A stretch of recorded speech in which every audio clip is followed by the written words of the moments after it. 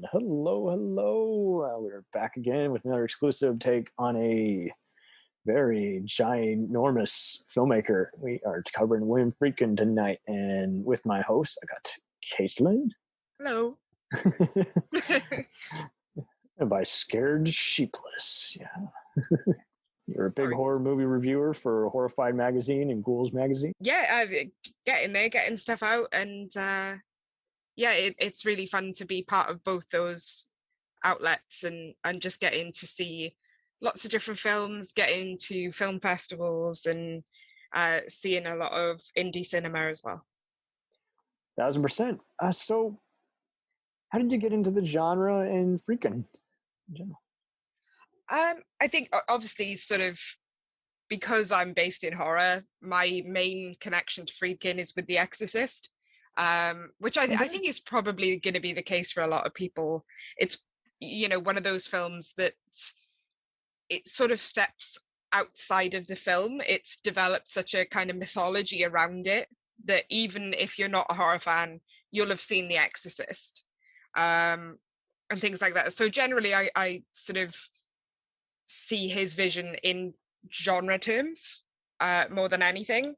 He never really sticks with one drama. He's got some crime dramas, he's got some horror thrillers, and then he's got some mystery and action movies. So he's just a thriller guy, really. And and even in terms of basing things on a play, which is perhaps something that you wouldn't expect from someone like that, who is very much sort of a visual artist then. Totally. Like Wes Craven was a psychologist and Romero was, had a blue collar background. And then you want to go in all these other guys. I mean, Hitchcock was kind of just an old school kind of anthology kind of guy. So, I mean, it's just.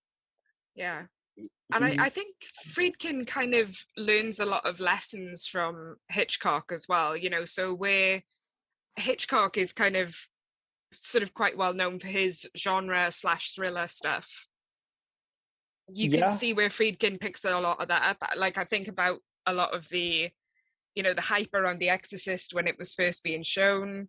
That is straight out the Psycho PR team and everything like that. Ambulances outside, a lot of hype. You're not kind of allowed to leave the cinema, things like that. It all feels like it's very much from him seeing what was done with that. 1,000%. And I gotta say though, I really don't think it's amazing how he's done a lot of movies, but I really don't think it goes into Coppola territory where then he just became better known for doing director's cuts, or Ridley Scott where it's a lot of great movies and then a lot of really awful misfires. He seems kind of picky, I think is probably the thing. But I was listening to something he'd said a little while ago in an interview when he was doing press for Killer Joe, and he was kind of talking about how he would never get tired of recutting his films. Like he loves recutting and re-exploring his films. Like they're never done to him. There's always sort of a time to go back in and change something, which I think is fascinating. 1,000%. And it was even noted that he has like only a few movies which he will refuse to talk about, and it's kind of a shame because some of them I feel are like really underrated. But however, compared to most people who had to play the Hollywood, studio compromise or had producer interference, I think he still has aged better. There's still just a lot of big, powerful ideas in a lot of his movies that really just were either edgy enough or just relevant in any era to where they were eventually going to be explored. And it's just a shame that because they weren't big hits, or in some rare cases, critical misfires, they kind of got ignored and not played. And because they were, intense enough, they weren't really aired on regular TV, unfortunately. But I mean, out of all the filmmakers we've done, I still think he's leagues ahead of, say, Brian De Palma, who, had kind of like maybe 5 hit movies and then a lot of really, really bad movies or like it or hate it movies. Yeah, I think it's so interesting to me as well how he kind of undercut De Palma for Cruising, because De Palma originally wanted to make Cruising. He was trying to get the rights to the novel and couldn't. And then interesting. I Friedkin did not kind know of, that. yeah, he came out from under him.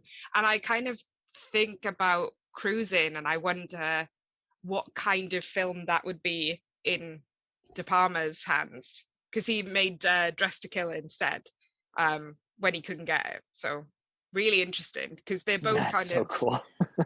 kind of really strange, quite problematic to look back on, although obviously, as with everything, there's sort of a reclaiming of them in some spheres. So originally sort of Cruising is looked at as like, well, you're exploring a scene that kind of generalizes people and is sort of highlighting a violence of that scene that's not necessarily there. Yeah, there's going to be some over exaggeration and dated philosophy, and I think, like you say, I mean, I don't know how much of that is some of the fear mongering, that imposed by him, from his Jewish faith. I know some people disagree with some of the Christian symbolism and fear mongering in The Exorcist, and I think it's just one of those. It's like, it's a fantasy movie, so it can get away with whatever it's wanting to talk about, however intense or personal you want to make it. That's on you, kind of. Yeah, I think as well, it's one of these things with Friedkin is the authenticity that he looks for. So even though, for example, I'm not religious, I don't buy into the philosophy.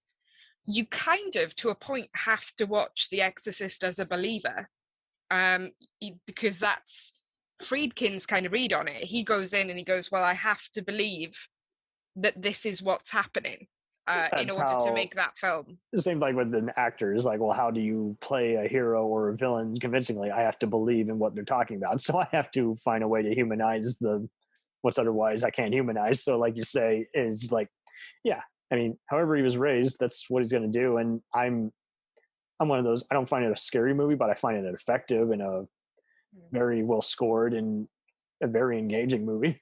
It's a very dramatically rewarding piece of cinema. Yeah, I mean, I think what's interesting for me is sort of when you first watch it, because obviously in the UK, we've got a very complicated relationship with controversial films. I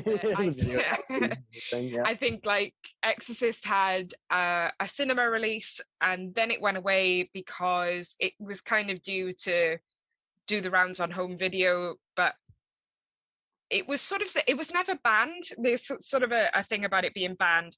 That wasn't quite the case, but it was sort of they said to them, don't submit it because we won't pass it. So don't waste your money. There was no point them sending the movie to the BBFC because there was no way that they were going to give it a certificate so it could be on home video. So I want to say that it first turns up on home video in maybe years later. The movie that's 2002, been banned for 20 years. Yeah, 2002, 2003.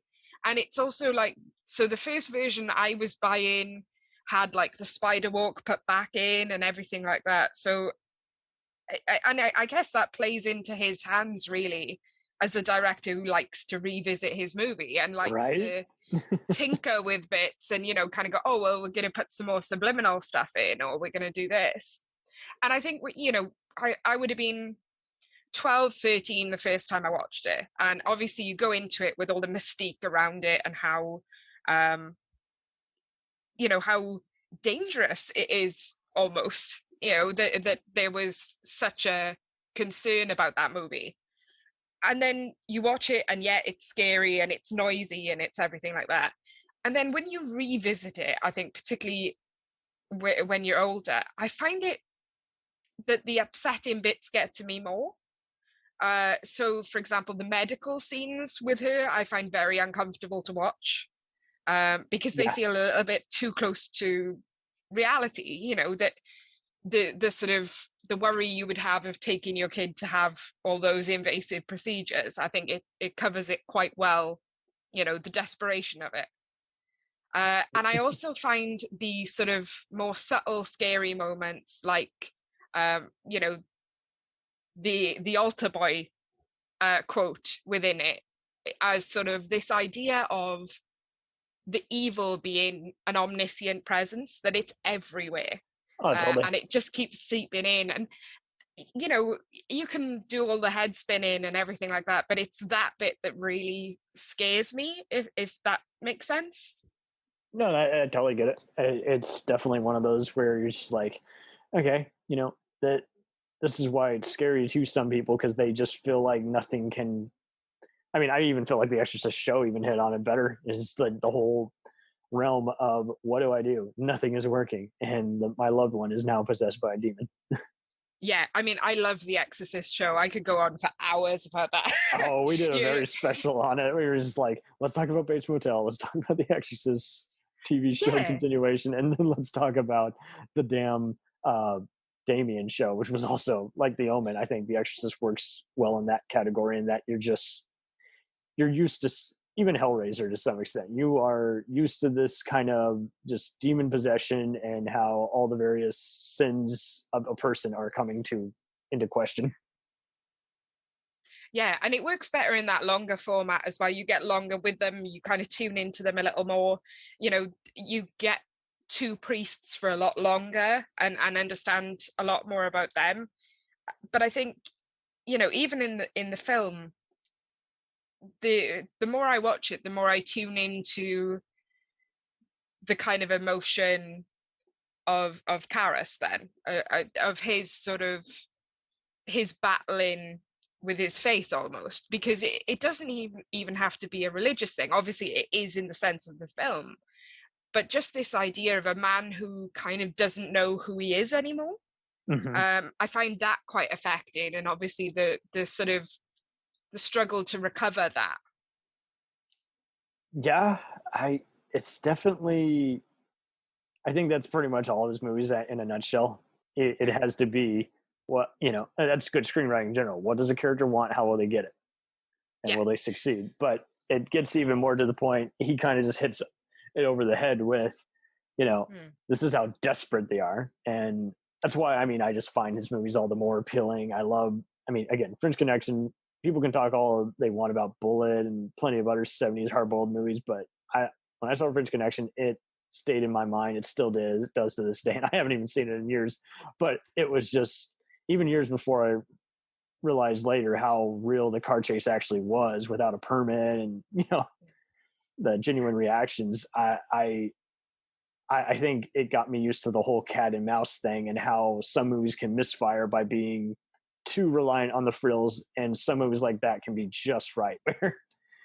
Yeah, absolutely. I think it's that thing, again, from one of the interviews I was reading with him, he sort of said that if there's one thing that links all of his films, it's that he has these characters who are in desperate situations with very few options.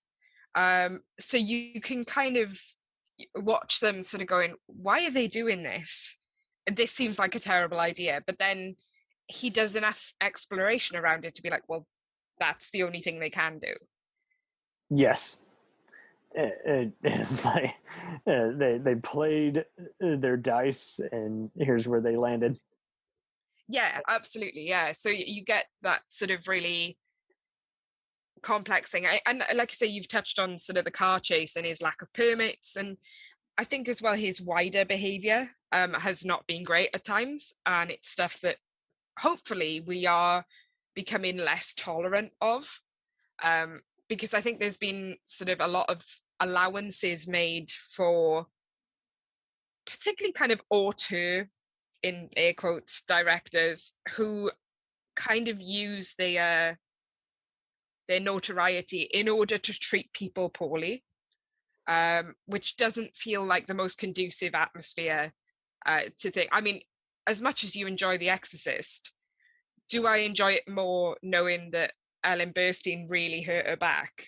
No, it doesn't make a difference to that scene. In fact, it sort of sours it. And I think a lot of his off-screen behavior while making films, yeah, some of them are definitely Hitchcock-esque, where I heard I guess I'll get to some of that in a bit, but yeah, I heard Michael Biehn, who worked with him a few different times, from James Cameron crew, Aliens and Terminator, said he was no stranger to getting into very heated arguments, but they were kind of more the kind, no, it's gonna be like this, no, fuck, it's gonna be like that, and so it was kind of more like just, and he would always after fact is like, God, I hate working with him, but he is such a great filmmaker. So I'm sure if anyone shows an attitude, it's just kind of more of a, hey, got to stay on time, on budget, otherwise, got no more Yeah, to play. But I do wonder if he might have mellowed on maybe certain substances since the 70s and 80s when I did wonder about that.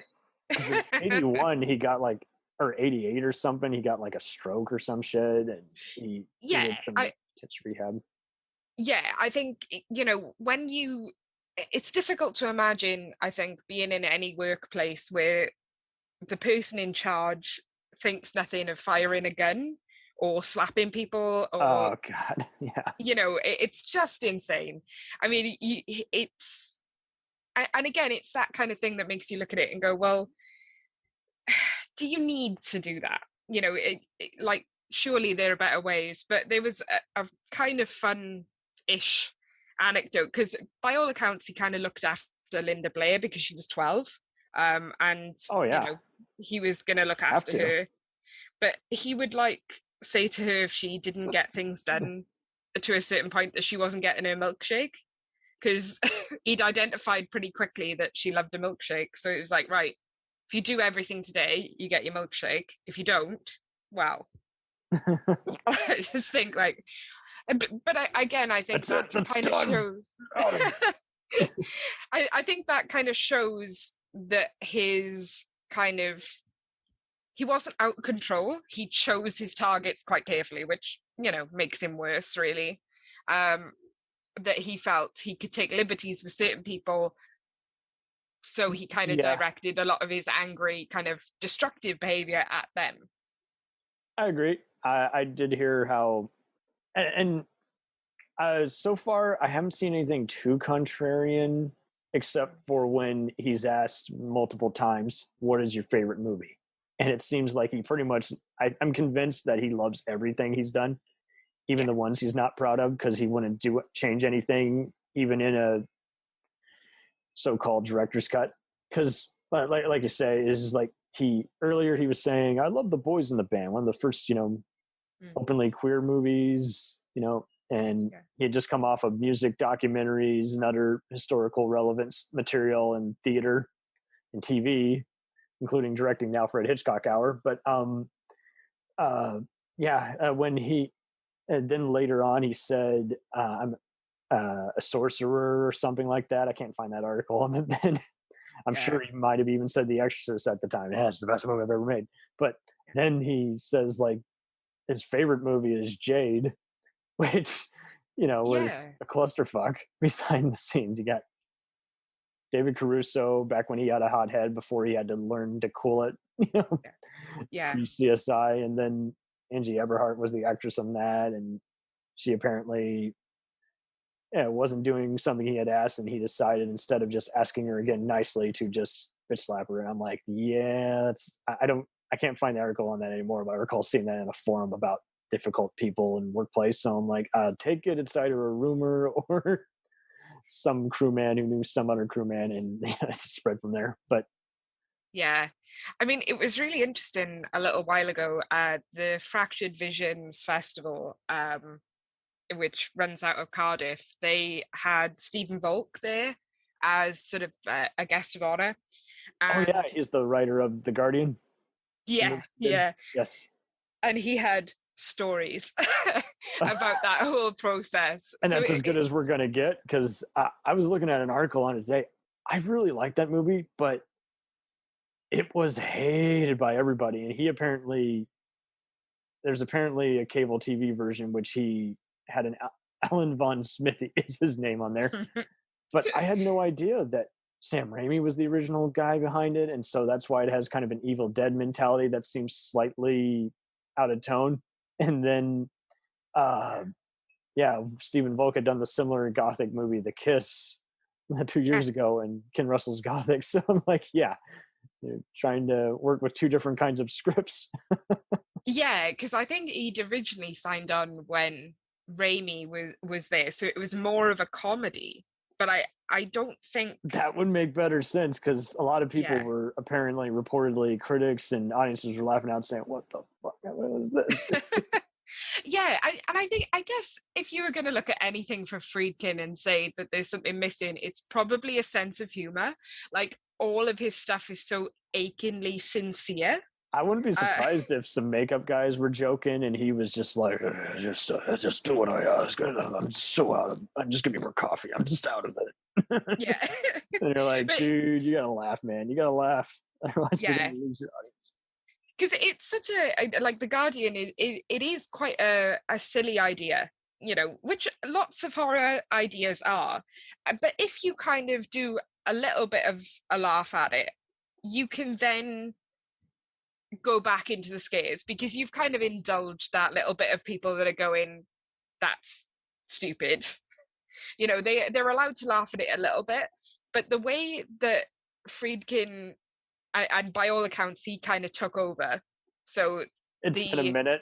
I recall it being acceptable, but I'm sure, like any movie, you can find stuff that hasn't dated well or is unintentionally heavy-handed, and it's I really like it, but I'm sure if I went back, I would find some stuff in there that that's something I would expect from a Canon Films film, not something of caliber. There is one scene that seems to go from, like, broad daylight to I do recall the middle of the night in seconds. I'm like, is it night or is it day, or is it just a figment of their imagination? I don't really know. I don't know how much of that is Paramount stepping in, and I don't know how much of that is him saying, fuck it, let's just film. I'll let the audience decide. So my bad. It wasn't Paramount. It was Universal. And so what did you get to hear Volk talk about at that? I think that a lot of the final product was not necessarily his. Not so much his script, because Friedkin is the kind of person to come on and sort of take control. That's what the screenwriter Jade, I forget his name. He was behind all those erotic thrillers like Basic Instinct and the infamous Showgirls, but he was just like, oh, they didn't follow anything I said in Jade. I'm like, well, maybe it wasn't good enough.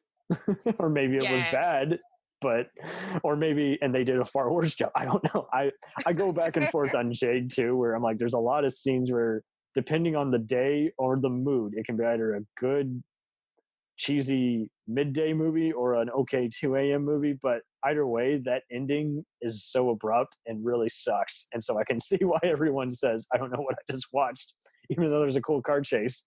That's kind of a throwback to his earlier movies. Yeah, that's kind of the thing, isn't it? Because I think when he's funny, unintentionally funny, too much. Is it just Caruso being a spaz? I don't know. Kind of know. Yeah, I think there's an interesting thing where kind of something like The Guardian, I guess, which is almost completely supernatural from the get-go. He doesn't get to indulge his kind of search for authenticity that he does in, pretty That's much so everything true. else. I don't know how much of that is he doesn't want to make time, or if he just wants to find it more sincerely, and he's just hoping for, I don't know, just everyone to play along. It's kind of like, as I say, you have to kind of watch The Exorcist as a believer. In the same way, like with Cruising, he goes into the leather scene and he has a look around and he sort of films in bars and everything like that. And there's sort of a sense that you are in the space he's talking about. Something like The Guardian, there's never a foothold in any kind of concrete reality, I guess.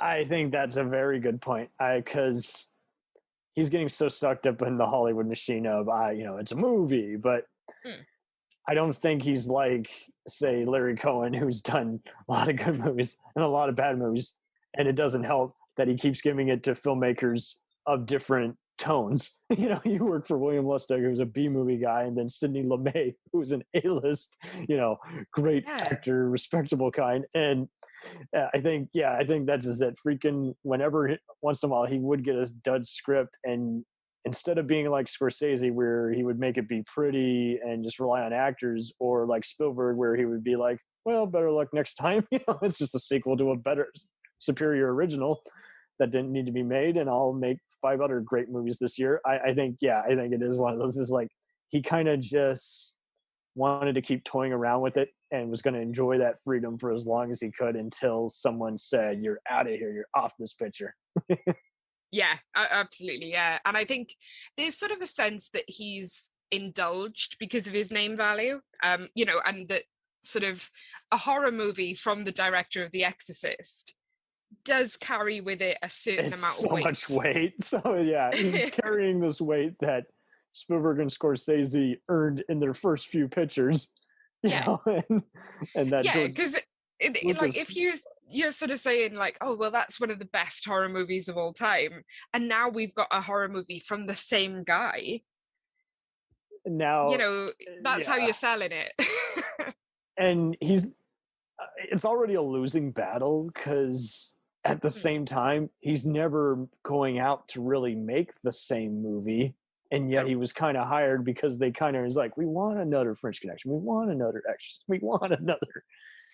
Yeah, and I guess that's his kind of lightning in the bottle quality that he has. That's probably born of his sort of quite forceful personality and his kind of, I'm going to go immerse myself into this world. And that kind of deal, I think that creates it's quite a chemical process on film then, where he is, you can't recreate it because it's so specific to the conditions he's created. And he adapts a lot of stuff, like you say, because of his theater experience. Dan Greenberg is one of the scribes on The Guardian and a bunch of other movies. And I think that's just it. Sometimes I don't know that he really makes a movie for a certain crowd, but he also doesn't really acknowledge it either. And I think that a little bit of that worked against him. A little bit of just trying to decipher what kind of audience might have made it a little easier for the marketing guys instead of show all the shocking scenes in his movie. Yeah, absolutely. Yeah. I think as well, what's interesting with that kind of idea of him constantly being like, oh, but this is a real thing and we have to lean into it, is you get a film like The Devil and Father Amorth, which is such a bizarre entry into anyone's work, honestly. Is that an earlier movie he did, or no? Like, another movie. What he did is he. Oh, I see it now. The documentary. I have not seen this. Yeah. Oh my god. Yes. So it's kind of terrible, and it has the vibe of like those like the Telegraph almost says it fills amateurs. Damn. yeah. So it's like those History Channel things where they sometimes go like, oh, we're going to talk about exorcism or aliens, or it's kind of got that vibe in that you're talking about. Oh, Mark Kermode's one of the writers. This isn't good. Yeah, quite lo-fi footage. Quite lo-fi footage, quite sort of bizarre recreations and reconstructions of things, but it also feels quite exploitative. So it's kind of him exploring sort of Father Amorth, who is an exorcist. He had books out that kind of reached beyond religion and into the mainstream, partially due to The Exorcist. He gained a lot of popularity through that.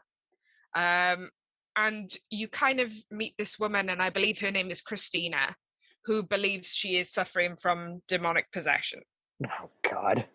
Yeah, and it sort of becomes Friedkin there with the camera over everybody's shoulders, as this family are working through it and them deciding, is she possessed, is she not? And again, going into, Father Amorth's career in a way. And it's such a strange little thing. And it feels like a cash-in almost, but it's so strange. I don't entirely understand why he did it. Apart from that link to... Fortunately, a lot of those religious movies don't get a single bit of airtime on either cable TV or any promotion because the industry doesn't like them. So it's like, yeah. Yeah. And like I say, it's not good either. I think technically it's not good. Which is surprising because if he's, good at anything, it's good at capturing, the vibe of a place. And he just does none of that. And it's a very strange entry into an otherwise very interesting filmography. Yeah, I got nothing. I'm so glad I have not seen this one. It sounds like, again, like you having a priest who you absolutely, has said everything offensive, like the rapture will take away any non-believers. There's no place for you. It's like it just sounds like this is a person who not only is rambling and just making you say, "I am." If I wasn't so disciplined, I would slap you in the face right now.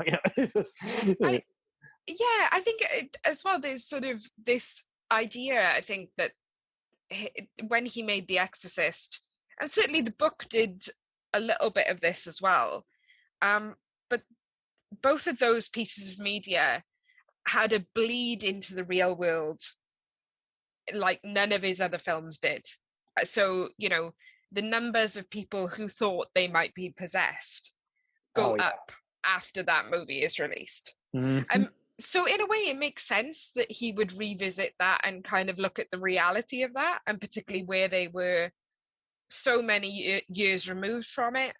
But that so many of the tropes and symptoms that people were coming forward with were from his movie.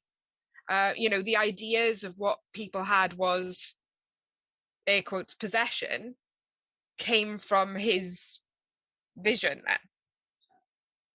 That's very true. I definitely feel like his visions are clearly someone wanted to, walk the plank with him because he just has no, again, I don't think he doesn't have any shame, but I think he's just ruthless at what he wants to get accomplished. And again, if you have a theater background, that's pretty common too. So, I mean, I don't know. It's a shame that he kind of hit. I've heard great things about Killer Joe. I have not seen it yet, but I am surprised that it did, get an X rating. And so, how many theaters are going to play that unless it's like the Angelica, Yeah, I think though he was kind of weirdly glad of the NC-17 he got for because at least Killer no one Joe. cut his movie is like, okay, so it's not going to make any money, and I'll probably be lampooned, but at least I got to do what I wanted to do. So yeah, because he was kind of like, oh, I would have to go in and kill that film to get an R. And I don't want to do that. I would rather that the film stands for what I want it to be, an NC-17. And he said, well, I don't want anyone under 17 to see it. It's not aimed at them. So I don't really care. I think with Exorcist and French Connection, he had made enough money for him, and it wasn't like with Milos Forman, who, his movies never made any bank, but everyone, critics, studios, and audiences all did the rare reaction to it. You're like, these movies, Cuckoo's Nest, is so inspirational, and new and great reveal of comedy and the ugly side of it. And it's like, and you get him, and I think, no one ever talks about how bankable he is. I think everyone knows he wasn't, but everyone at the same time, you're like, he's explores such hard to talk about material and makes it entertaining. That's a blessing in and of itself. That anyone else tries that, it's often, it can be early 2000s, Spike Lee or Oliver Stone, where it's just hit and miss. You either really, really like it or you really dislike it, even though you like the idea behind it. Yeah, absolutely. And I think he's such an interesting figure because I do get the feeling that quite a lot of the time he's absolutely full of shit. Like he's just, he's his own biggest hype man, which I guess you need to sort of have survived. He's been married multiple different times, and I will concur with you to build on that. I do feel like the female characters in his movies, they're not meant to be stupid, but half the time they're flinging themselves at the guy, and I'm like, get out of here. No. Yeah. This is a guy's world. This is a guy's movie, clearly, and I'm telling you guys, it's not that easy. I think as well, like, there's something interesting with his female characters. He doesn't try to make them bitchy, but he does kind of sometimes have them be victims, and that's kind of annoying because it's just like, I feel like, yes, he's in that fine loop between someone like a Lucio Fulci or Argento type who just wants to be creative with gore and chilling frills and suspense, but then he also walks the fine line of where, kind of like De Palma, where he's like, you're kind of an outdated 70s guy and you kind of need to get with the times here a bit, dude. Yeah, I think it's quite interesting because he's quite sort of forward thinking in terms of, as I say, the ratings and like being, well, I'm not going to censor that and everything like that. But then there's a socially conservative thread to a lot of his films.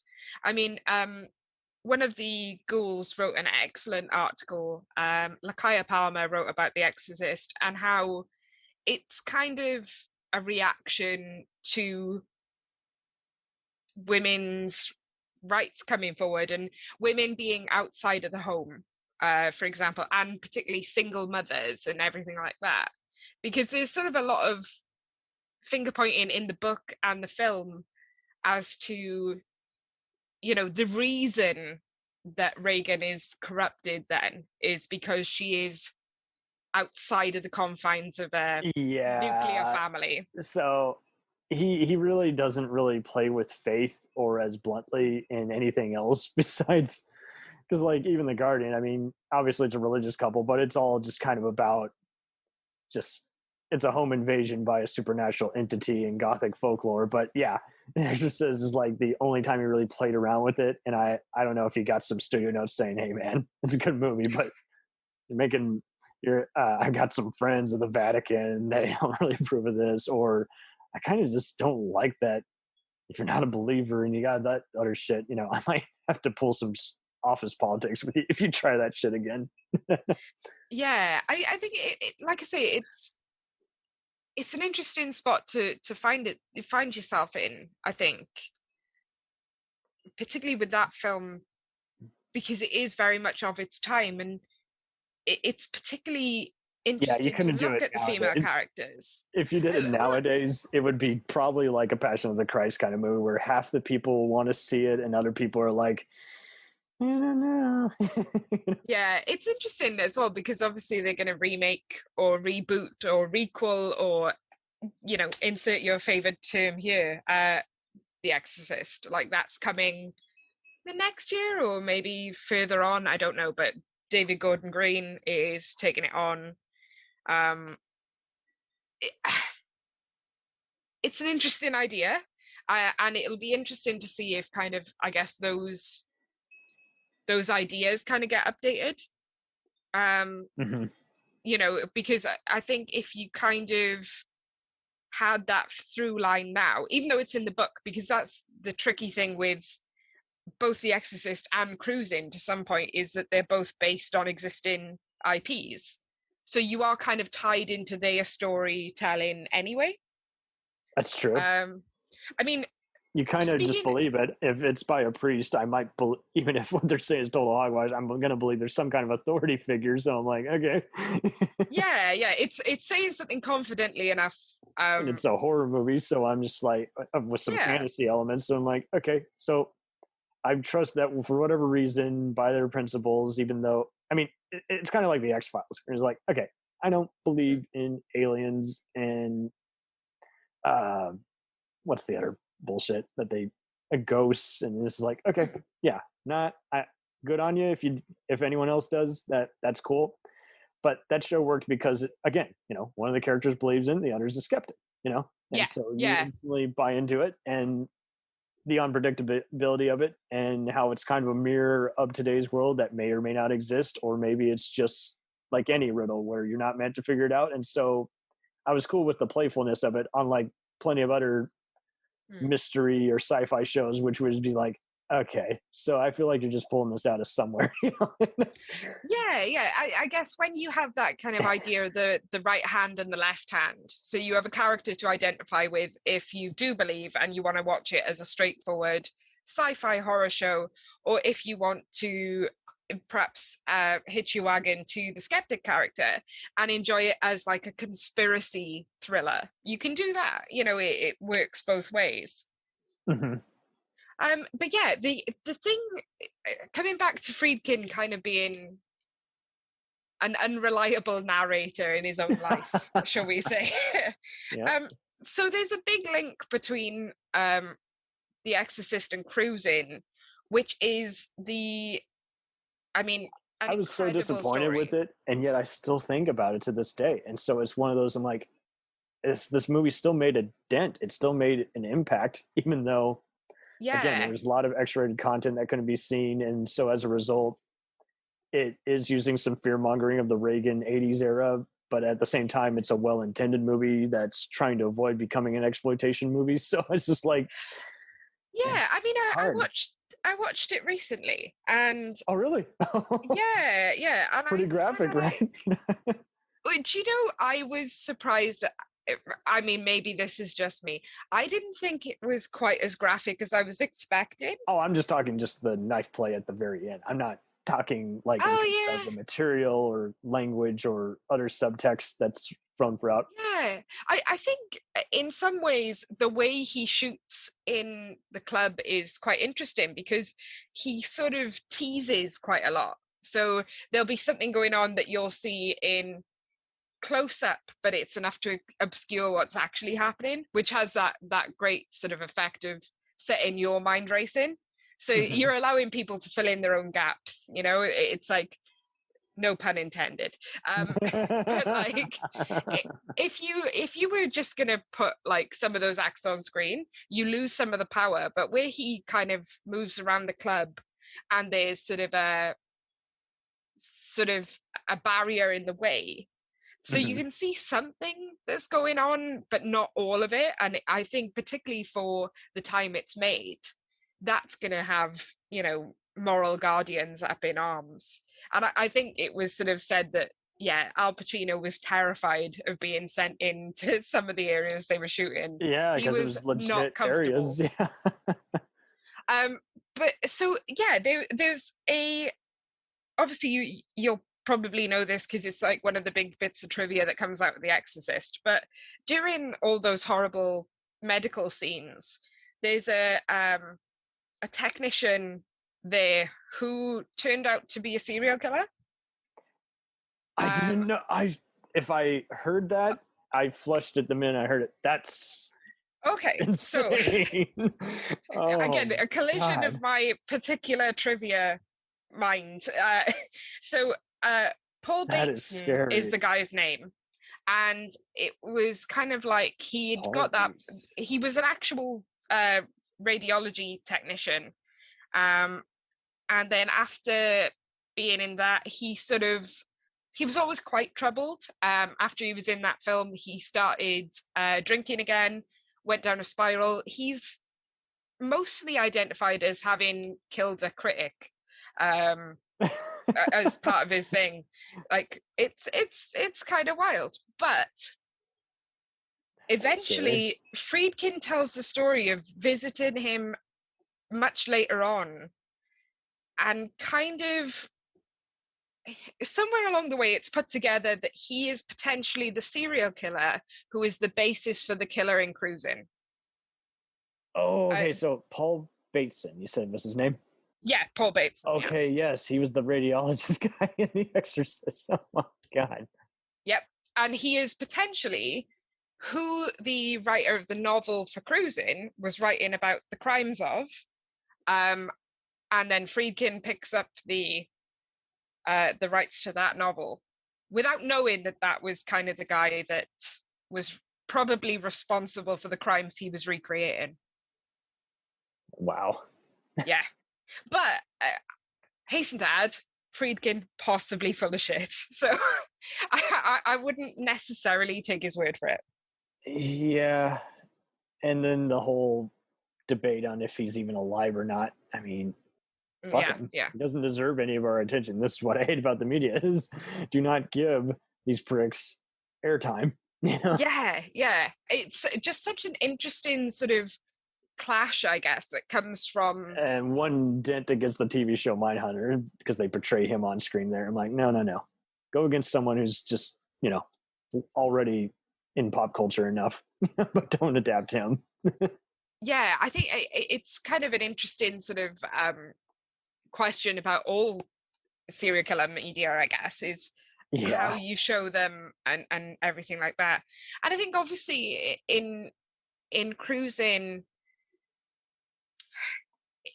I mean, it is a product of its time. So there are sort of outdated attitudes, but I do think it is rather sympathetic to some degree, particularly to the friend he makes and the situation that's going on with his boyfriend, that, you have nice characters within it who are just kind of caught up in this horrible situation.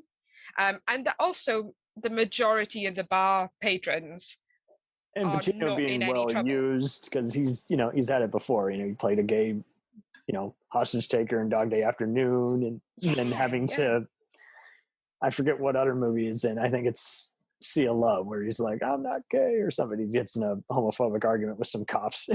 It's just like, and years before he's like, now I'm just gonna be hoo-ha and everything shitty. And it was like perfect timing there, and the rest of the cast was pretty inspired, but it wasn't about it. It was all just kind of about just but I think there's sort of I do feel like that whole situation is, as I say, Friedkin always going direct to the source. So he's like, oh, who do I want to, I want to get these medical procedures right for the film. So I will go and find genuine medical techs, cool. to make sure that those are, that the process is reflected. And yeah, they're particularly horrible processes. The needle in the neck particularly is not very nice. But as a side effect of that, he gets sort of absorbed into this much wider cultural moment and some real ugliness, making a film about something, and it turns out that you gave him a part in a film like, 7 years earlier is incredibly strange. I mean, they still don't know the full extent of Bateson's crimes, which is obviously often the case. And we never probably will. No, particularly if he's sort of long gone. He could have killed plenty of other people he doesn't remember. Yeah. So I think that's kind of Friedkin almost, his kind of need to be at the source kind of drives everything he does. He's not going to go get a permit before he does a car chase. He's just going to do a car chase and hope everything works out. It's. There was a story the other day as well about, and the film isn't coming to me at the moment, but about the fake money, and apparently he has been paying for things with fake money made as part of one of his films for some time now. Or certainly for a period of time, and he waited. And again, this is why I tend to lean towards the idea of him being, full of shit. Yeah. I think you, the judges ruled in favor of your case. I think you summed up that. Because he waited until the statute of limitations for using fake money had run out before he confessed. And before that... Yeah, you can't incriminate me, buddy. Before that, people were like, there's a lot of these fake bills and we think they might be linked to your film. And he's like, no, get a warrant then. Do what you like. And they didn't. And it turned out potentially now he was. But he's waited until the statute of limitations has expired. So he gets to kind of look edgy without the threat of going to prison. Which, makes sense for him, but Oh, only a Friedkin would do that. Yeah. But I think that's the thing that sort of positions him as sort of one of the most prominent American filmmakers out there, and why he kind of attracts so much attention now, because he can tell a story not only on film but in interview. He makes for quite a compelling subject. Oh, 1,000%. I can't. Yeah, there's plenty of movies I've wanted to see for years, and I never got around to it, but I wanted to see it. Yeah. There's just a dozen of them, and I can see why people even debate on whether the ending is good. But I think, unlike him, he's not getting too cute for his own good, or just because it didn't work out. It's kind of more of a matter of, hey, it's just as good as we're going to get. It's just what we got to go with. Yeah, I think as well, he's obviously Alexandra Felipe did a documentary about the making of The Exorcist, and it's so interesting because you have like two sides of him almost. So you have this kind of guy who is obsessed with the artistic process and all these art references within the framing and the design of everything. And then you also have the kind of spinning a yarn Right. Friedkin, both in the same place. So every now and again, I mean, Alexander Felipe is so good at those visual essay documentaries where he will tell you something and then immediately show you the shot that proves it.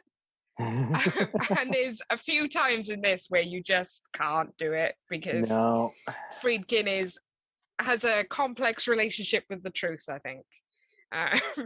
It is weird. It's like, I don't know. I definitely concur that he must have been in a dark place. You don't know how much of the religion is, hey, it's bullshit, but I gotta stick with it. I've just been incorporated into me since day one. And how much of it is just like, I will, I've kind of felt that way with Scorsese. Sorry to knock an otherwise cool filmmaker, but when he's been close to people like Henry Hill or the Wolf of Wall Street himself, I'm just like, oh, fuck off. Don't glamorize them, especially when you claimed and kind of failed to not glamorize them.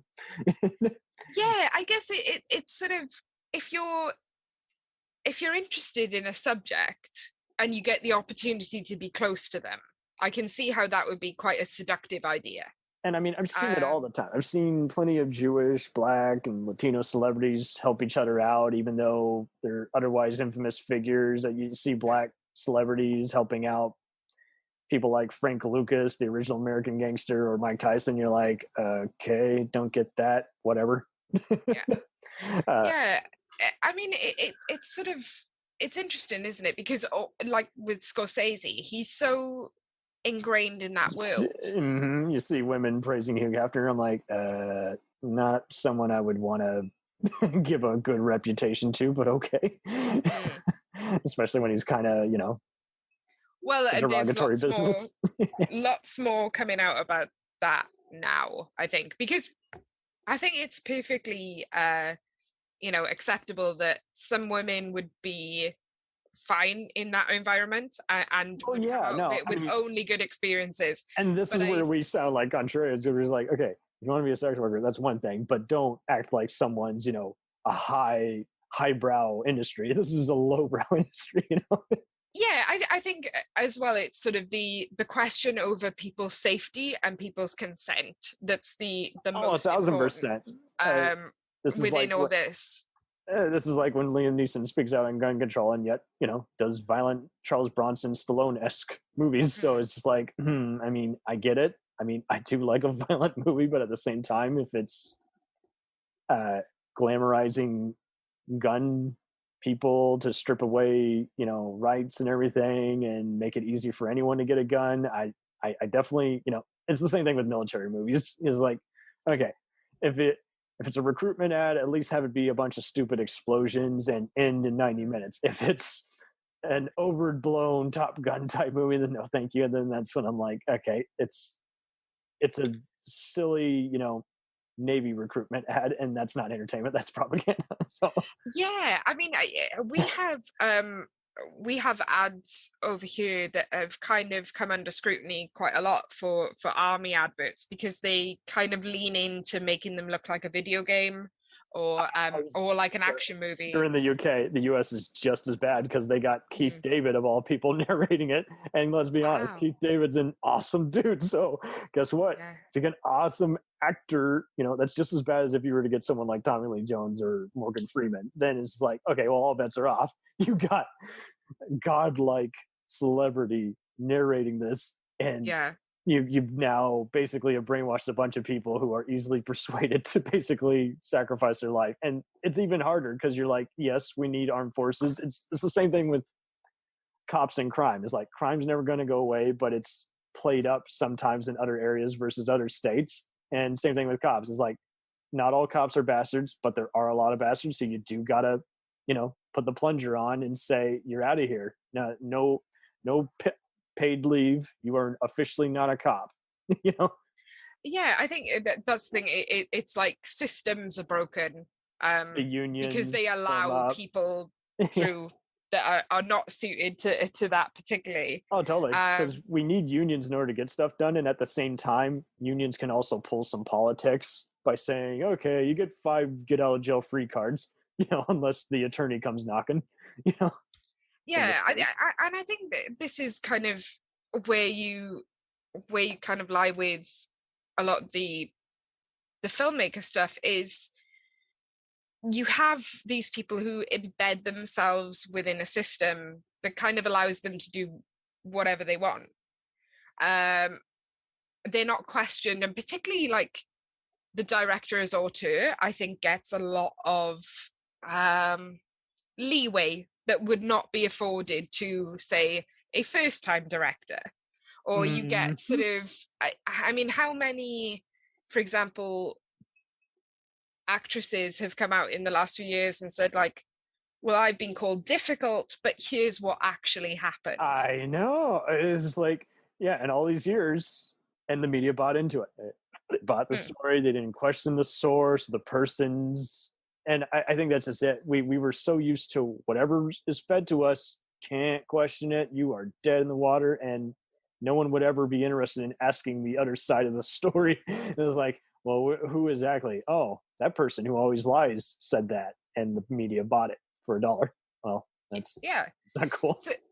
So it's interesting. I think particularly that so many of the kind of the films focus on crime and criminals, or sort of flawed protagonists at the sort of forefront of it, is that you are asked to, I think, identify with flawed characters, which I think is really important, because depiction isn't necessarily endorsement. So I think sort of you are invited to question certain choices within that, but also it does have that Hollywood sheen. It can't get away from that. You're not talking about an indie movie. You are generally talking about studio money. And how often do you see a great historical epic with just phenomenal production value, themes to soak up, and then it's ruined by miscast actors, or it's good up until the last 10 minutes where it has to wave the flag, and you're like, no, come on. And then the cheesy trumpet sound, and you're like, you guys are so stuck in the 40s. This doesn't work anymore. Yeah, absolutely. And where you have a system that only allows certain people to step outside of that and overrule it, overrule, yes. You're in contempt of court. Friedkin can say, well, I don't care what the studio says about Killer Joe. It's going to be an NC-17, and I'm not changing it. That says a lot, because he's worked, unlike most of these filmmakers we covered, he has not worked for the same consistent guy. He's worked for Fox, Warner Brothers, Paramount, Universal. For whatever reason, I thought he was mainly Universal and Paramount, but now he's got a lot of everyone. And you want to talk those independent movies he did recently? Yeah, like those are more different independent studios, like Lionsgate, Fox Searchlight types. So I'm like, wow, Well, Yeah. so those are the kinds of people left who want to work with him, and yet it's kind of in his favor because I think it's way better than like say Jonathan Demme, who you do a lot of hit films back to back, and then kind of don't do anything else after that, and then just do a few occasional documentaries. This is like, whoa, what happened?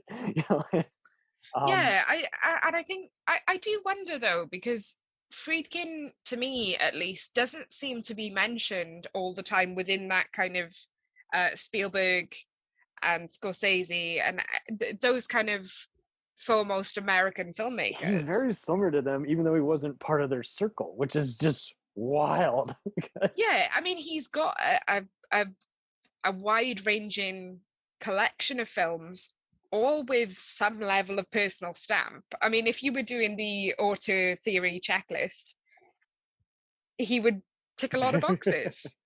Yes. But I'm not sure as well if his name sells things quite as much as a Scorsese or Spielberg either. And I think perhaps that is because like his stamps are thematic rather than content related in a way. So like Spielberg, for like quite big Amblin Yes. style, almost giant epics with larger than life performances and some occasional fairy tale that's either soapy or just the right amount of everyone can agree on it, even the hardened guys who aren't easily amused. Yeah, like it's sort of really, for the most part, popular filmmaking that you can say sort of sell to anybody about saying, well, this is a great filmmaker and he makes films about this. Great. Scorsese, obviously, you've got a mix of like that gangster anti-hero kind of vibe throughout everything. Friedkin is kind of all over the place. I think, as you said at the top of the discussion, he makes sort of a thriller movie, he makes car chase movies, he makes horror movies. Yeah. He's sort of not as easily recognizable, I think. That's very true, because like in more recent ads, I didn't see anything saying, from the guy who brought you this. Like I saw nothing. Like and I think he just kind of got to the point where he's like, okay, I'm now, after Jade, flopped, and Blue Chips was kind of a whatever, kind of just filler movie. I think at that point he's like, I got to take what I can get, and whatever I can compromise, I'll insert it there. But yeah, I mean, just talking a little bit about his later work. I mean, Sorcerer is kind of another one that's just, it was always obscure. It was on Laserdisc and VHS, and for the longest time didn't get a DVD or Blu-ray release. And then still appreciated. Similar, it's inspired by a classic French film, The Wages of Fear. These guys have a nuke or something, and they're trying to get out of the jungle, a South American country. But it seems like To Live and Die in LA, I often see as like one of his most talked about movies. And when I saw it, it didn't help that it was on edited cable, and I was one of those like, yeah, this started a brief feud between, little known fact, this started a brief feud between him and Miami Vice creator Michael Mann, because the style was just so similar to that in his movie Manhunter. I love Manhunter. Oh yeah, great movie. Film. But for whatever reason, I saw those both back to back, believe it or not. I didn't even realize it. I'm like, I was just a fan of William Peterson, not so much on CSI until years later, which freaking later had to direct some key episodes on. But compared to other filmmakers who kind of had to pay the bills and were kind of forced to just direct a bunch of select episodes of TV where they have no creative say, really, he didn't really do too much of that. He did a 12 Angry Men TV version for Showtime with a great all-star cast. But yeah, which also reunited with him with William Peterson. But yeah, I should rewatch To Live and Die in LA, and I'm not sure if I will like it again. What is your take on this movie? Do you know, To Live and Die in LA is the money one, is the one he was making fake money on, and I couldn't see it in time for this, and all good because I wanted to revisit it. I was one of those where people would often talk about the shocking content rather than the actual substance, and I just always kind of found it just kind of a flat story. But it was interesting. I can totally understand why it got adapted, because it was based on a book by Gerald Potovich, and he was a former Secret Service agent who made all these. He's kind of like Tom Clancy. You know, you do time in the service, and you basically write a bunch of escapism that Hollywood adapts. Yeah, I mean, it's interesting, isn't it, that so much of his kind of work is adapted. It is adapted on existing things, because it's sort of easy if you're writing your own stuff and taking that forward to be like, well, this is my sort of personal through line. But it's also like he has to be a chameleon in a way, in that he has to intercede with the writer's work. Because I know there's some discussion in Leap of Faith about the screenplay for The Exorcist, and Blatty had taken out the first bit set in Iraq. And he was like, oh, I didn't have that involved. And he was like, no, you have to have that. You know, Friedkin is like, no, we need that, because you have to set that scene. You have to introduce that element, because it's going to be there all the way through. And I think it's kind of interesting that he's working with an author who's cutting up his own work and deciding what works visually and what doesn't, to kind of make that happen. So yeah, all those adaptations that he's dealing, and particularly with like something like Bug, which is sort of from a theatre background, but then turning it into something that relies on some really heady, sweaty visuals throughout the way that you couldn't really do in a theater setting. Oh yeah, especially with Sorcerer. It is definitely one of those like, oh man, I'm just floating off the scenery. And his movies are all basically word of mouth. And basically, since he had those free hit movies, Exorcist, developed from French Connection, and I guess Live and Die in LA, and it's like he pretty much had the right to do whatever the hell he wanted to do. And yeah, I kind of question whether you could stop him anyway, to be honest. No, I think he's kind of a force of nature, in that he's the saying about, oh, it's easier to ask for forgiveness than permission. Like, I think he sums that up entirely in his sort of filmmaking philosophy. Is like, well, we'll do it, and if it works, great. If it doesn't, whatever. Totally. You know, I think he's quite uncompromising in a way that lots of other people aren't. It's sort of, I think about, obviously we've mentioned Scorsese quite a lot, and I think of Scorsese's sort of relationship with someone like Thelma Schoonmaker, who is his editor on pretty much everything. And it feels, that you have that consistency between his films, because he's almost always working with similar people. Mm-hmm. And I think, again, Friedkin doesn't really have that. He's sort of, there are some, but you get the impression that he's not afraid to burn a bridge. I think bridges that he died, I think pretty much most of it all just came out with The Guardian. It just was a chaotic enough film production to where it's like, okay, so it's going to be a while before we ask your number, call it again. Yeah.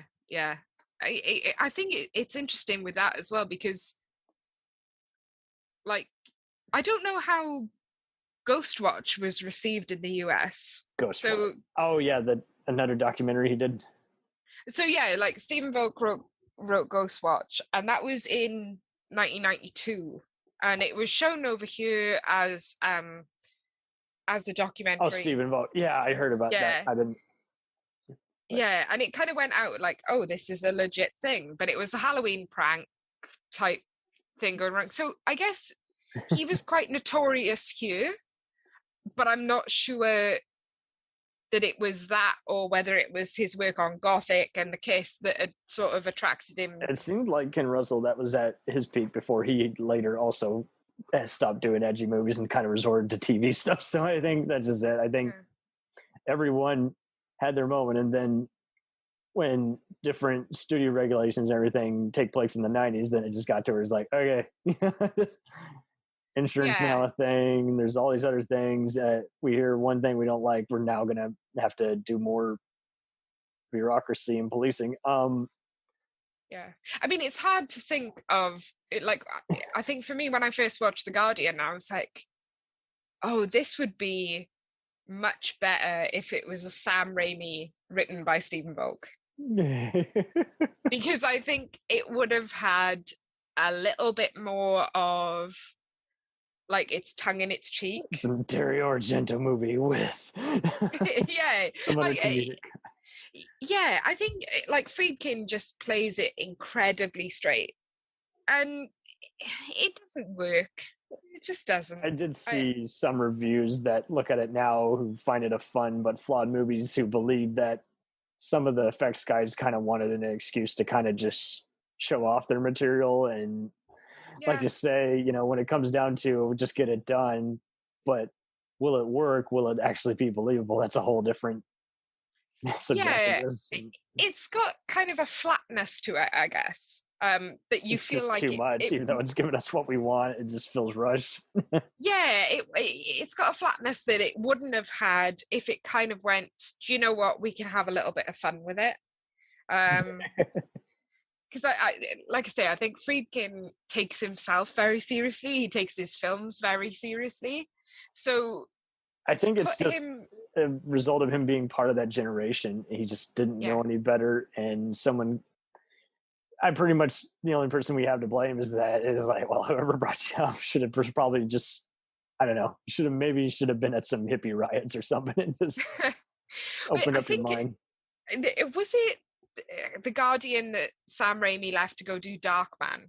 Because he had to and sort of, and I guess that makes sense, Kind of blasphemous though that they didn't even remotely credit him as a producer, because it seems like so many other people that will be their deal, is like, oh, I'm part of the Producers Guild, you gotta give me a producer credit because I worked on it, even though none of my material retained. But yet, much like we got Stanley Kubrick without a credit on artificial intelligence before Spielberg takes over, we got no Raimi credit on The Guardian before Friedkin steps in. So I mean, the opening scene feels quite Raimi. And there are a few bits that you kind of go, could have sworn he did it instead, and then got taken over midway through. So you don't know if it's just, was he not part of a union before being asked, or what? You don't know. Or maybe the kind of temptation to be like, go do Darkman, and he's like, yeah, bye. Don't let the door hit you. I'm off. But it's kind of an interesting thing to hear how those products come together. Oh man, that's a trip. It was so fun to research that. So there's this other movie. He has a satire called Deal of the Century, which is still to date probably Friedkin's lowest ranked movie. It's just a satire with Gregory Hines, Sigourney Weaver, and Chevy Chase. Just kind of making fun of Contra type material. Okay. And it did not hit. And, I'm no crazy about Chevy Chase. I know he's an asshole and not, he's done some funny movies, and the rest of the time he's been impossible to work with. And this is one of those I'm like, well, did these guys not get along? Did these guys not stroke each other's ego?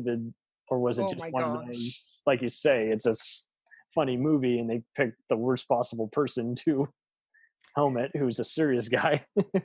It just feels wild to imagine that you go, oh, we need to make a comedy. Get me William Friedkin.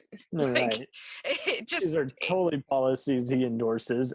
It's no mistake. I did see somewhere that he was a conservative, but I'm like, okay, whatever. He's an old school guy who seems to make a lot of progressive movies, even though he has a lot of fear mongering in them. It's weird, but then I see Rules of Engagement, at the turn of the century in the 2000s, and I really dug that one, but it was hated. It was considered an Islamic phobic movie. I'm not sure if you ever saw this one with Tommy Lee Jones and Sam Jackson. No, I don't think I have. No. It was another one. It basically just two generations of war, where these two Vietnam War veterans then later on a dangerous mission in modern day Yemen, and then basically have to, basically Tommy Lee Jones owes his life to being saved by Sam Jackson in Vietnam, and so basically he has to defend him in court. Right. Okay. And the screenplay was by Stephen Gaghan. The same year he won, for best adapted screenplay for Traffic, and later wrote movies like Syriana and such. Yeah. I don't have any issues with this movie, but there are moments in it which I think had anyone else done it, it would have totally backfired and been a cluster. Yeah, I guess it's the thing with Friedkin that because he is sort of quite difficult to corral, that it is, there's sort of no arguing with that final product. And if you decide that, yeah, that's not acceptable, I don't know. I think he's really complicated because anyone else could have done it. There are socially conservative things within his films, but then he's sort of quite embedded in the art scene, which is quite permissive and things like that. And he constantly references artworks and obviously is very anti kind of censorship and kind of feels like he's sensitive to certain things, but you just can't quite get the measure of him. I feel like he's easily changeable. He's easily coerced. Like he's kind of a politician in a filmmaker form. He could easily change his mood one session and then say, "Oh, I guess we're not going to get anything done. So let's just go to the casino, have some mac and cheese." Yeah, I think he's. I think. Yeah, we've kind of spoken a bit about how he moves from project to project, and it's sort of, you can pick out the themes that are similar, but you would almost never watch two films of his and go, oh, these are both by William Friedkin, if no one told you. Yeah. So he does follow it.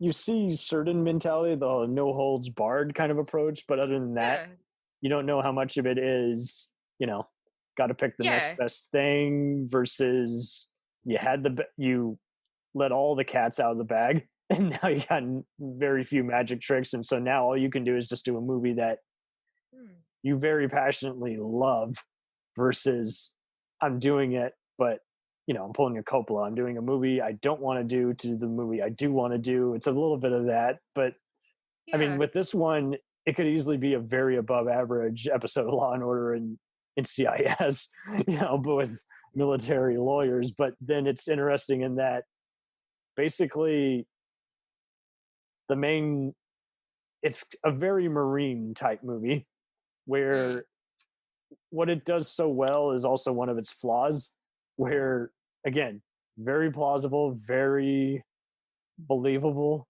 and yet, the opposing attorneys have their own agenda. It does much like Courage Under Fire, let alone Rashomon does. Everyone's got a different side of all the war crimes committed in the movie. So it is intriguing in that, yes, you are getting distorted viewpoints, but it's also basically it ends with no resolution. It's like, okay, all those people are dead. What could have avoided it? How much of it could have definitely gained a bit of extra traction had it.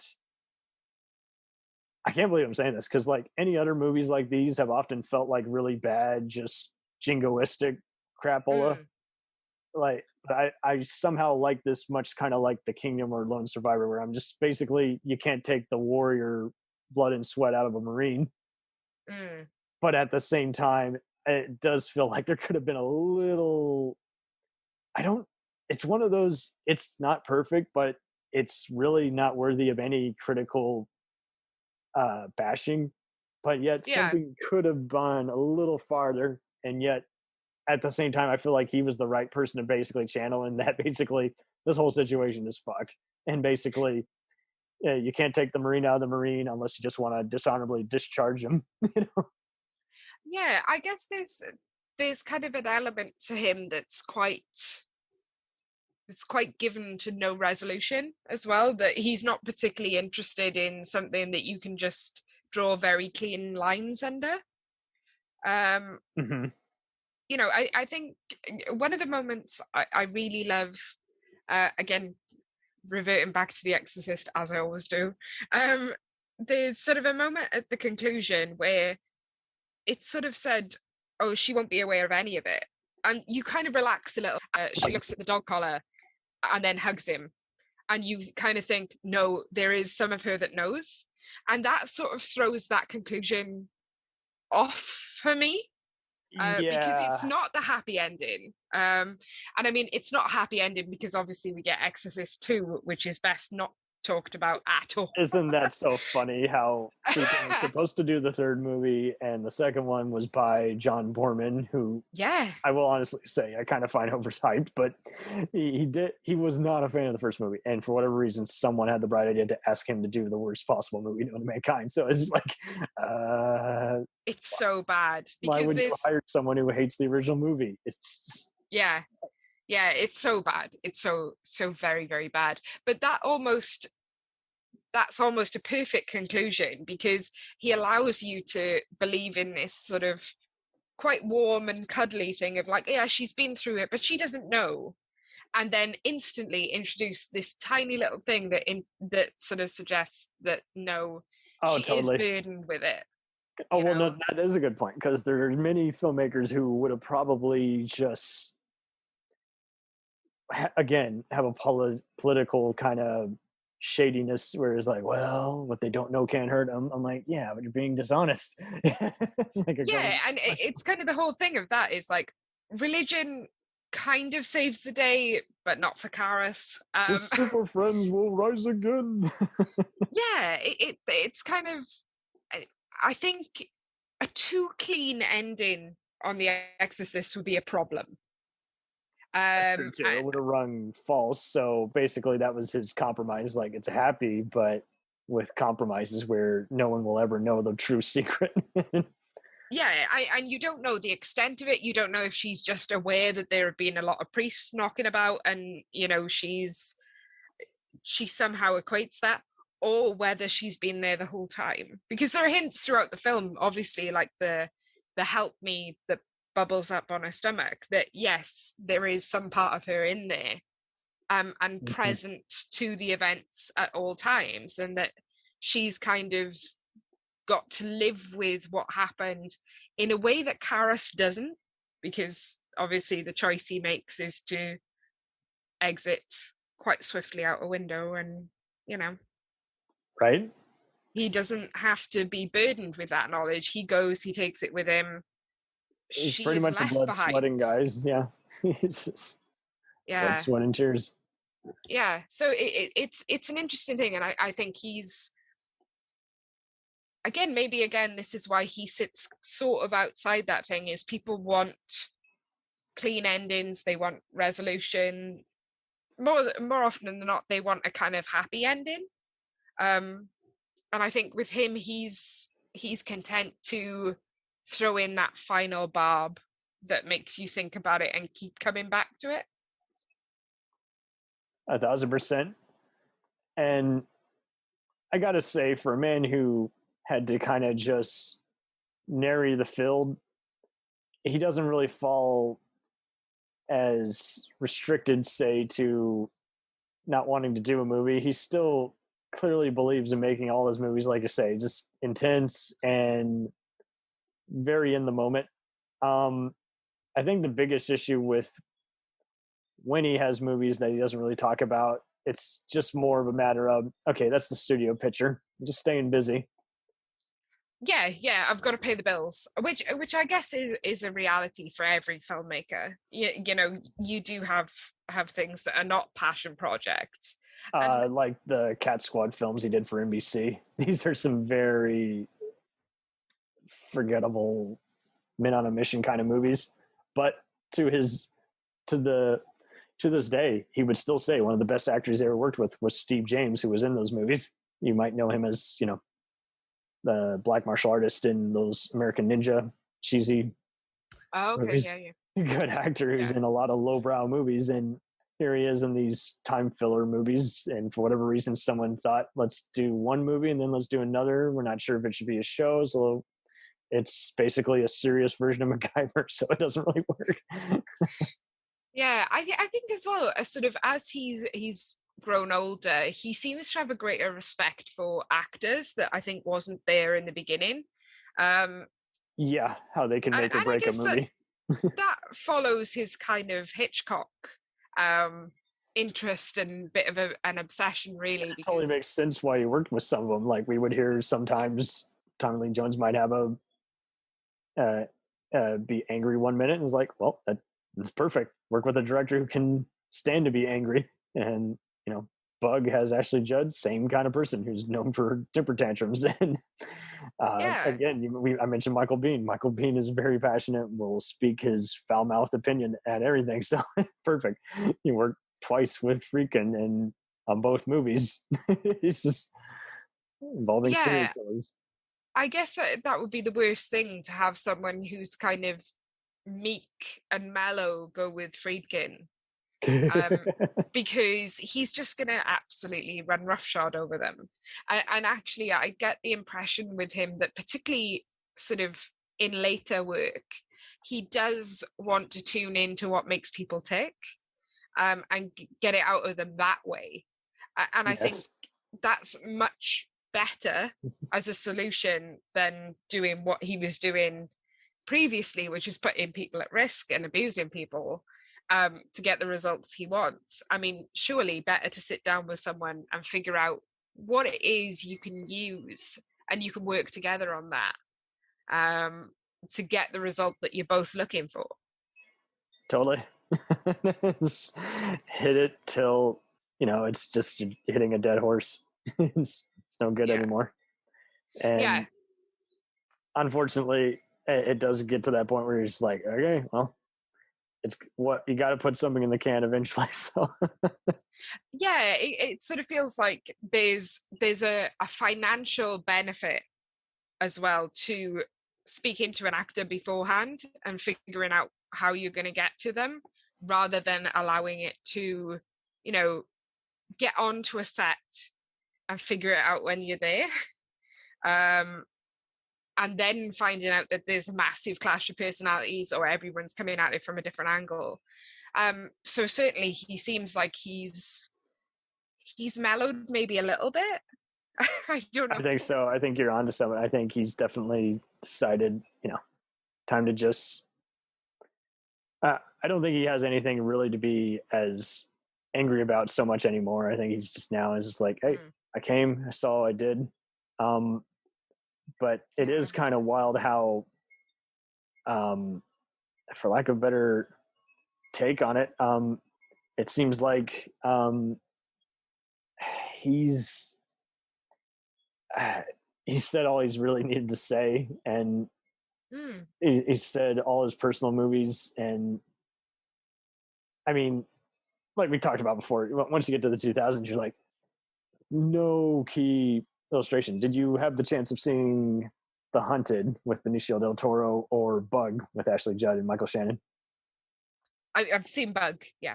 Okay, yeah. The Hunted was interesting because it was, a Rambo kind of plot, and he worked with a former Marine who's like now an actual tracker and sportsman. And so there you go. You get the opportunity for someone whose skills can be exaggerated for a movie, You've got, again, just a Rambo Born Identity kind of plot where, and Tommy Lee Jones, once again, in the fugitive mode. I'm a former Marine. I trained this killer, and now he's, stopped doing all these dangerous missions, and he's fighting his own war. I got to stop him. And Bug was, again, I think you could say the better version of post-Exorcist, post-The Guardian, where it is just, you got two people who, again, a parasite is eating her from within inside, and she has to decide to die with her lover. It's like, that's a lot of heated discussion in either movie. And like you say, I didn't see either of them playing up the whole involvement. This is a movie by William Friedkin. So I don't know if he had a bad enough deal with it, but once again, he's working with playwright and actor Tracy Letts, of August Oceans County fame, and he works again with him on Killer Joe. So yeah, it's just. I think as you were saying earlier as well, though, like Friedkin is almost a moments director, so you get notoriety from him a lot. So Killer Joe was sold on the fact that it was, NC-17, and there was a fried chicken scene that was notorious. And, if you can just go into something and be like, oh yeah, this new movie with the fried chicken scene, that almost sells it, in the same way as he would sell his earlier films, right? With a little bit of panic around them. And lots of panic, lots of fear mongering. You can't help it. And the reaction to it is kind of, and I think he plays both cards on that. He's kind of going, yes, I'm gonna photograph this really shocking thing, but also, well, this guy isn't a hero, this guy isn't, it's sort of a very morally gray area, for better or worse. Yeah, he can ramp it up for press and to be like, yeah, the shocking scene you'll never see coming, and that always sells. Do you know what I mean? If you can say to someone that you've made a film and there's an incredibly shocking scene, I mean, particularly now, I do wonder how a filmmaker like Friedkin would release a film now where you get sort of bite-sized film criticism on things like TikTok, where scenes get taken out of isolation, and Oh man, unfortunately, I do kind of feel like, I hate to say this, and I can't confirm, but I also, given what kind of statements he makes in this movies, I wouldn't be surprised if he took this route. I'm sure he would do the whole America's too politically correct. I can't make a movie I want to make. But he's more of a gentleman where he's not going to say it because he knows it would be unpopular, kind of. Yeah, I think as well, like he would have a nerve, because for someone who has made a career, he had enough nerve already, and he saw where it got him. Yeah, it's like, if he's made a career out of saying I've done whatever I've wanted all the time, to suddenly say I can't do that now. Well, why? It sounds like a you problem. I thought you were the master filmmaker. You can do whatever you want. Yeah, I thought you couldn't be constrained. You've done whatever you wanted all these years. What's changed? So I think he's as a counter, you could even say that. I mean, as a counter, you could probably say that he could do it, but he doesn't want to be bothered with it. It's more trouble than it's worth. He won't make any money. He won't. Yeah, I think that was the thing. I mean, obviously, looking at something like The Devil and Father Amos, he's sort of very clearly self-funded that, I would imagine, because there's not a lot of it money had in to, because it wasn't not a pure flicks movie, and it's too dark for even their religious propaganda. But at the same time, it's not going to make God's Not Dead money, because it's not even a feel-good movie or a giant political statement that many people sometimes violently get behind. So it's very weird. It's like at best a curio for people who kind of like The Exorcist, but then there's something really uncomfortable about it. And You're right. Like I say, the standard of equipment is not there. He's taken himself off to Rome, and he's done like very, very budget reconstructions, like you said, History Channel by the numbers documentary. Yeah, and it's just very strange, because you kind of think, this is not, I mean, if this is a passion project, I can't feel any passion in it. I think his passion could easily be dead, and at the same time, like, because of all the bizarre and yet somewhat stimulating movies, he's just the rare person who he fortunately has kept his mouth shut for the most part. He's had some occasions, but he's had some other moments where he's like, okay, well, however you feel, at least you weren't a dick about it. Well, yeah, I think he's always kind of been quite open about where he is with certain things, and he's quite changeable. And as you say, he kind of knows when to be quiet, which is why I'm kind of so interested about obviously the Exorcist remake coming out, because you know that people are going to try and get the quote from him. Whoa. I thought that was just a continuation, like a reboot sequel.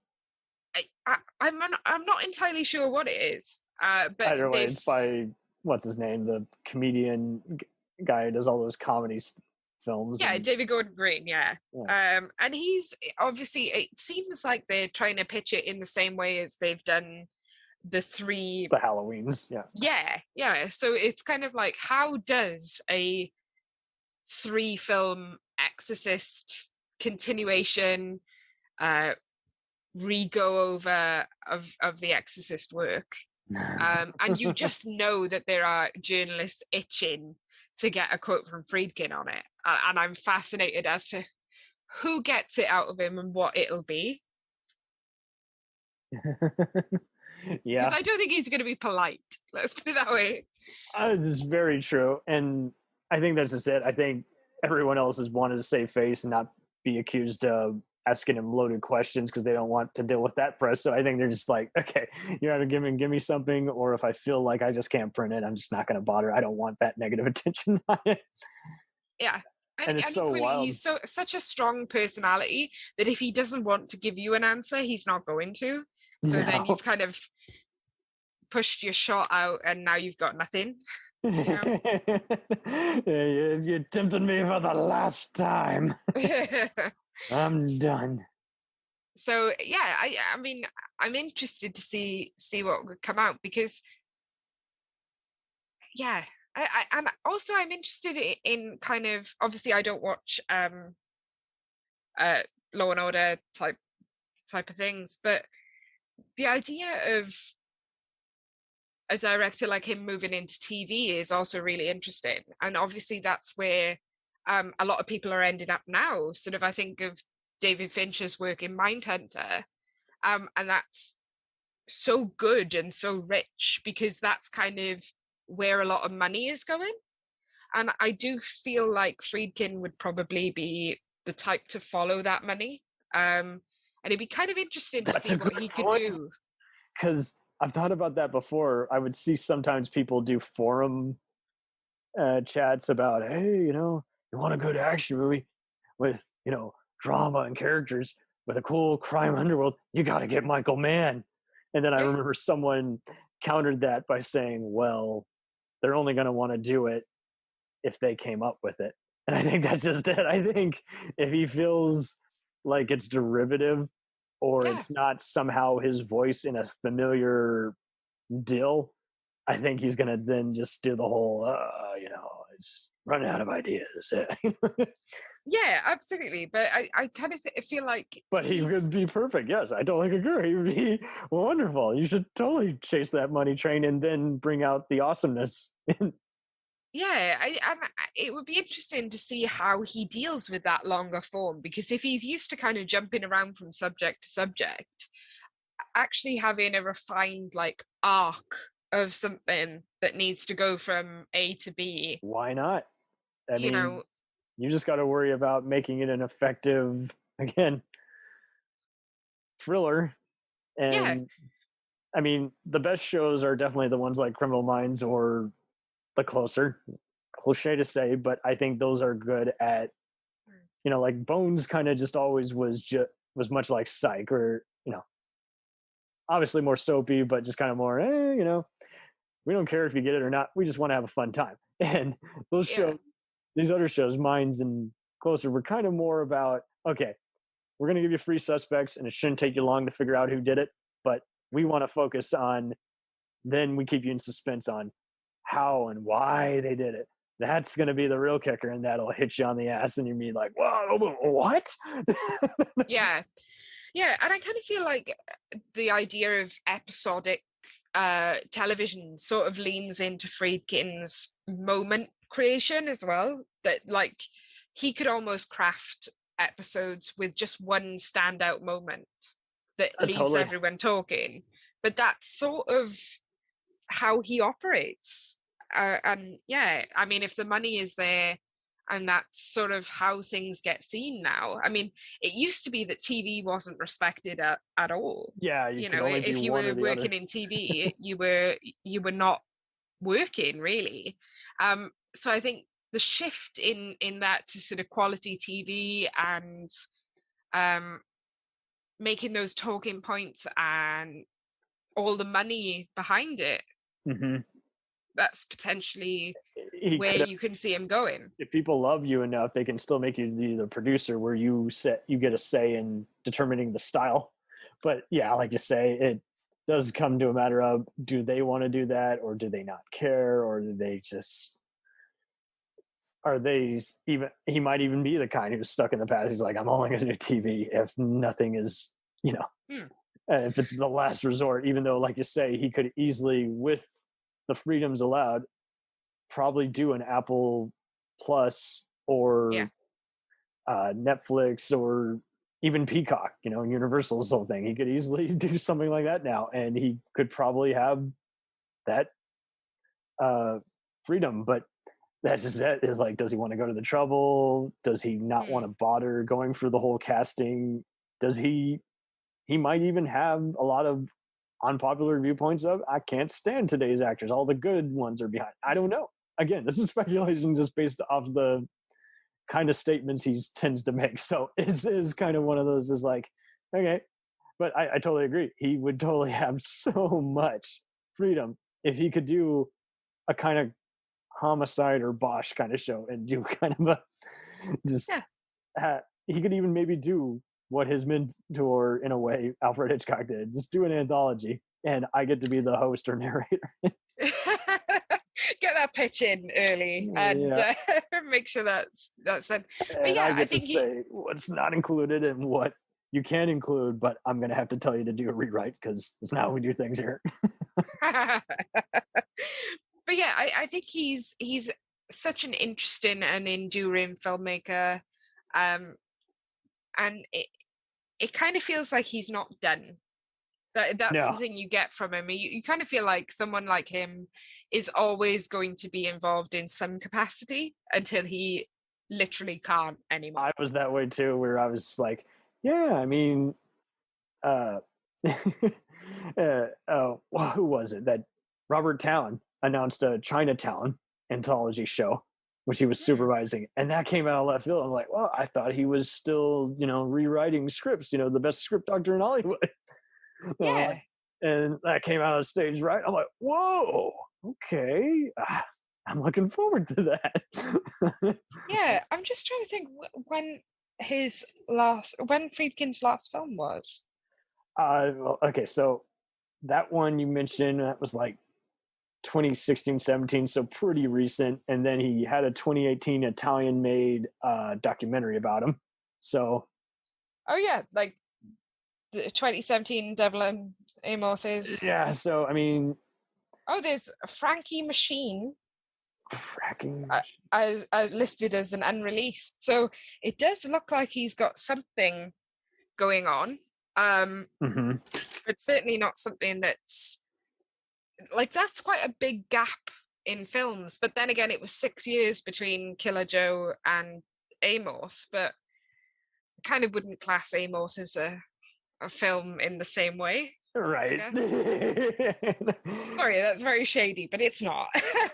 Well, and it's a shame that he had to sink to that level, but it is what it is. He's got so much incredible movies behind me, because like you say, he's bottled up enough energy and let such mayhem become a cool movie, as opposed to like Werner Herzog, where you got a great guy who can do all kinds of movies but has all these terrible experiences to write about, or like you say, other people who, like Polanski, do excellent movies and yet terrible person. It's really not much of that. It's more just, hey, he showcased all kinds of stuff and now kind of just sits and waits. Yeah, and I think there's more of a focus on him now, because he's so outspoken. It's like, yeah, let's get him interviewed. Let's hear what he has to say about the process, because like Leap of Faith is a fascinating film. And yeah, it's very specific, but also it sort of tells you quite a lot about him in terms of where he was and where he is, which is quite interesting. Yes. Because, like, obviously he's not the same guy For he those who was don't know, in the that's the 70s. Exorcist documentary that came out in 2019. And yeah, I mean, you know, with that, it's kind of like he's definitely not the same person.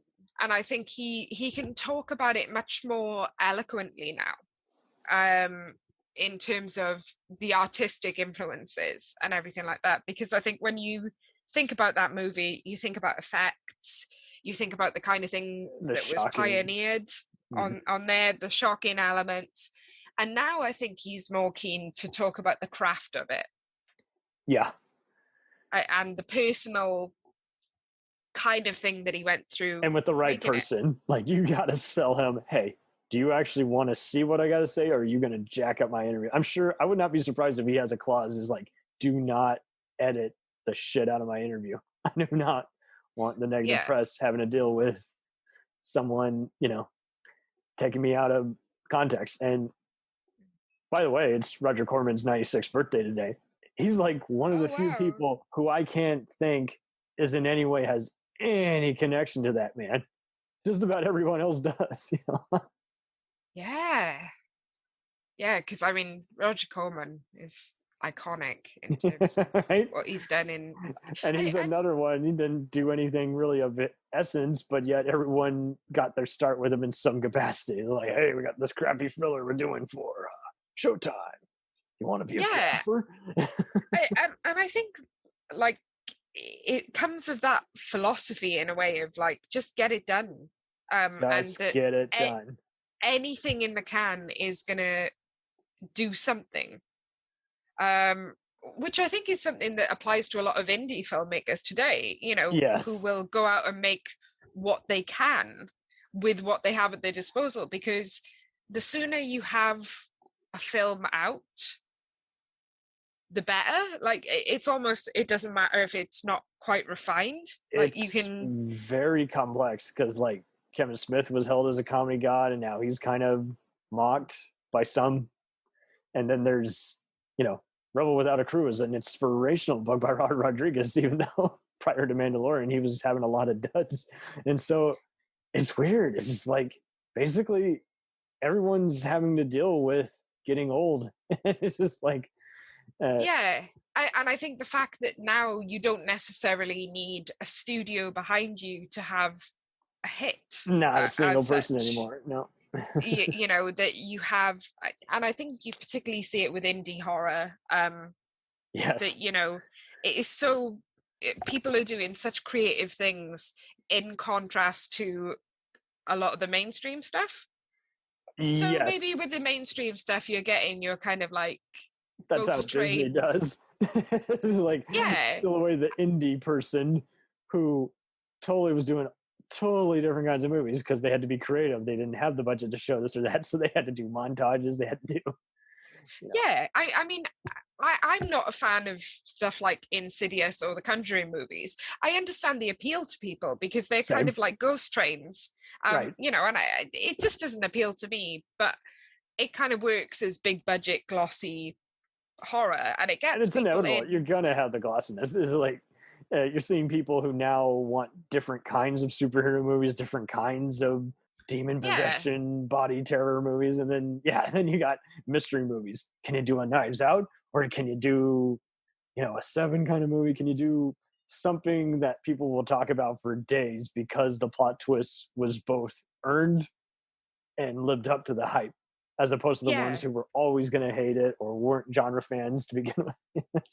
And I think there's something I keep coming back to is like the memification of movies. So like, it used to be that you could kind of get around not seeing a movie for like a week and you'd be okay.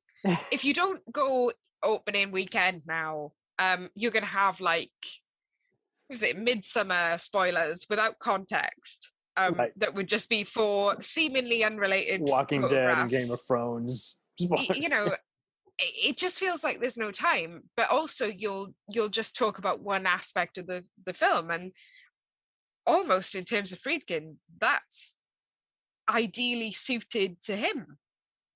You know, that you could put something out there and people would talk about that one shocking scene. I am and surprised. That would sustain it. I am totally surprised. I would have thought he would have been on the train that people go to for a consult. You know? Yeah. How do you create those moments that people talk about? How do you create that shock? It makes you wonder, do they just want to admire and study his work and listen to the commentary, but they don't actually want to work with him? I heard a bad thing about it. Yeah, exactly. I don't think he's going to be someone easy to sit down with. Perhaps. I wonder if his interviews, he just charges out the max. He's like, you want to talk about The Exorcist for the bit of time? Be my guest, but you got to pay me. I got that. Yeah. That's one of those B movie guys who was one of those, I'm loyal to the fans, and then kept getting in heated arguments with them saying, stop asking that stupid question. I'm like, nice, dude. Yeah, I think there's such an interesting sort of legacy that he has. And I think, perhaps now he's content to explore that legacy rather than add to it. What can you talk? That's almost really kind of a great thing, because you'd hate for him to, I guess, make films that he didn't believe in or did believe in but are not great, and have that be sort of people's like last memory of it, like some upcoming cinephile. Because Brian De Palma did a final movie and it was really terrible. He kind of seemed like he was still kind of alive in there, and then he did just followed up the last few years with more garbage. And then when your final movie is basically, and by the way, I disown it, and I'm like, yeah. And I think he's the kind of personality who would do that, who would send something out and then disown it. So I guess he's reached a spot where almost you now have the potential for years and years of him exploring his own legacy, which is kind of self-indulgent, but also really interesting. There's no doubt he's got stories to tell. And I think that's the thing. I think he's the kind of man you want all of the stories out of. Yes. Well, I think he's shared just about enough with the world, for better or worse. I don't regret watching any of his movies, though. That's the difference between many other people who had their moment in the sun and then outstayed it. So, I think that's a legacy. Pretty good. Where can we find you on the interwebs?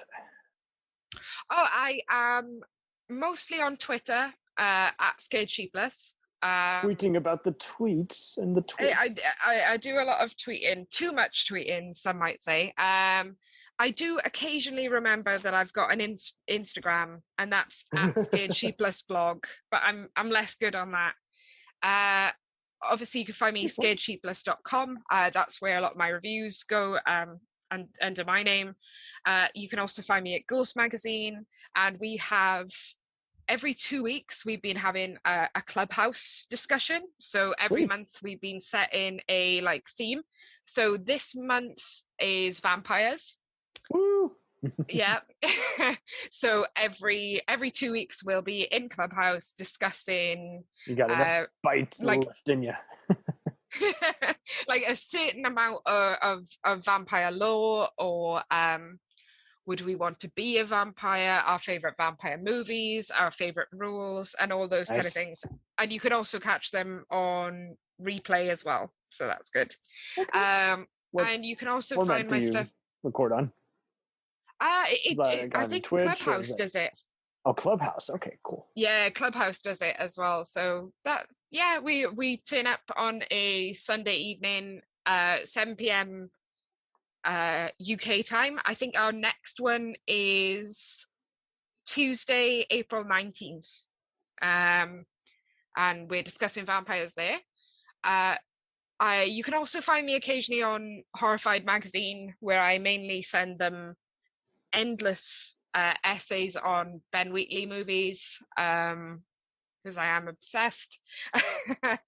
And they will actually be having their first festival this year.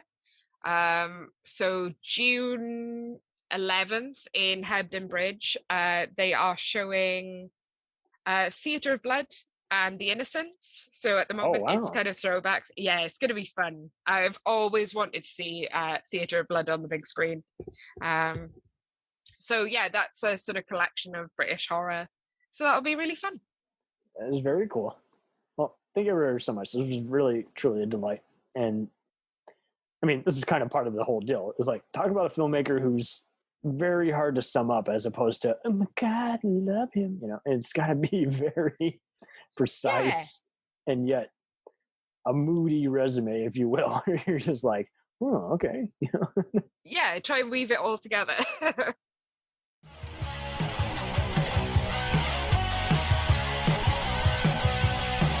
Follow us on the web on Facebook, Twitter, and Instagram. The podcast is available on Podbean, Spotify, iHeartRadio, Anchor, Apple, and anywhere else podcasts are available. Feel free to review our show and leave comments on any of those sites. Thanks a million for listening. It's a jacked up